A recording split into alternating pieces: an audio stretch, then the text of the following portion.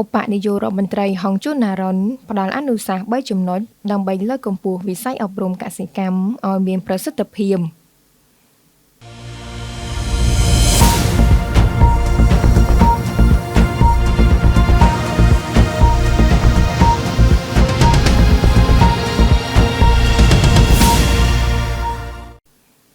អាយុដំបណ្ឌិតសភាចាហុងជូណារុនឧបនាយករដ្ឋមន្ត្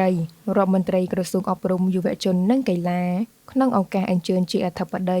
ក្នុងពិធីប្រកាសសញ្ញាបត្រជូនដល់និស្សិតនៃគ្រឹះស្ថានឧត្តមសិក្សាកសិកម្មចំនួន3របស់ក្រសួងកសិកម្មរុក្ខាប្រមាញ់និងនេសាទបានផ្ដល់នូវអនុសាសន៍សំខាន់3ចំណុចដល់គ្រឹះស្ថានឧត្តមសិក្សាកសិកម្មនិងនិស្សិតដើម្បីជាសក្ខីភាពមួយទៀតនៃជោគជ័យរបស់គ្រឹះស្ថានអប់រំវិស័យកសិកម្មនៅកម្ពុជា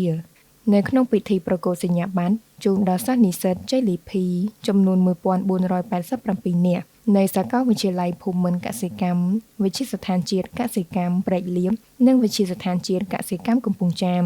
នាព្រឹកថ្ងៃទី16ខែកញ្ញានេះអាយុដំបណ្ឌិតសភាចាឧបនាយករដ្ឋមន្ត្រីបានផ្ដល់នូវអនុសាសន៍ទាំង3ចំណុចឲ្យដឹងថាទី1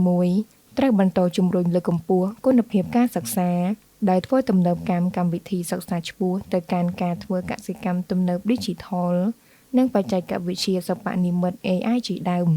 ទី2ត្រូវបង្កើនការស្រាវជ្រាវនិងអនុវត្តផ្ទាល់ឲ្យកាន់តែច្រើនថែមទៀតសម្រាប់និស្សិតដោយអនុវត្តមេតិកាស្រាវជ្រាវល្អៗលើមុខជំនាញឯកទេសដើម្បីផ្សារភ្ជាប់ទ្រឹស្ដីនិងការអនុវត្តជាក់ស្ដែងនិងបង្កើតជាកញ្ចប់បច្ចេកវិទ្យានិងសេវាកម្មដើម្បីជួយគាំទ្រនិងផ្ដល់ដំណោះស្រាយដល់កសិករនិងវិស័យឯកជននៅក្នុងខ្សែច្រវាក់ផលិតកម្មចាប់តាំងពីការដាំដុះរហូតដល់ការកែច្នៃជាផលិតផលសម្រាប់គ្រប់គ្រងតម្រូវការក្នុងស្រុកនិងការនាំចេញទន្ទឹមនឹងនេះត្រូវបន្តពង្រឹងកិច្ចសហប្រតិបត្តិការជាមួយក្រសួងស្ថាប័នពាក់ព័ន្ធដៃគូអភិវឌ្ឍន៍និងវិស័យឯកជនដើម្បីបង្កើនឱកាសដល់សិស្សនិស្សិតក្នុងការចូលកម្មសិក្សានិងអនុវត្តផ្ទាល់និងទី3និស្សិតជ័យលាភីទាំងអស់ត្រូវយកចំណេះដឹងនិងបច្ចេកទេសដែលទទួលបានពីការរៀនសូត្រទៅអនុវត្តក្នុងជំនាញវិជ្ជាជីវៈរបស់ខ្លួនឲ្យបានជោគជ័យ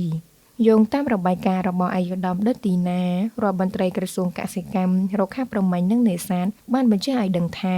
គិតក្នុងរយៈពេល40ឆ្នាំកន្លងមកនេះគ្រឹះស្ថានឧត្តមសិក្សាកសិកម្មទាំង3ខាងលើបានរួមចំណែកកសាងធនធានមនុស្សសរុបចំនួនជាង 30,000 នាក់គ្រឹះស្ថានទាំង3នេះកំពុងបន្តបណ្ដុះបណ្ដាលនិស្សិតចំនួនជាង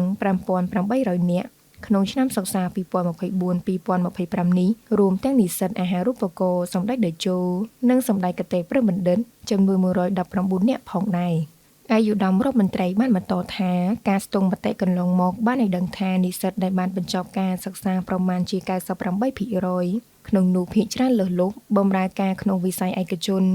983នាក់បានប្រឡងជាប់ជាមន្ត្រីកសិកម្មឃុំខណៈដែលមួយចំនួនទៀតបានបង្កើតអាជីវកម្មដោយខ្លួនឯង។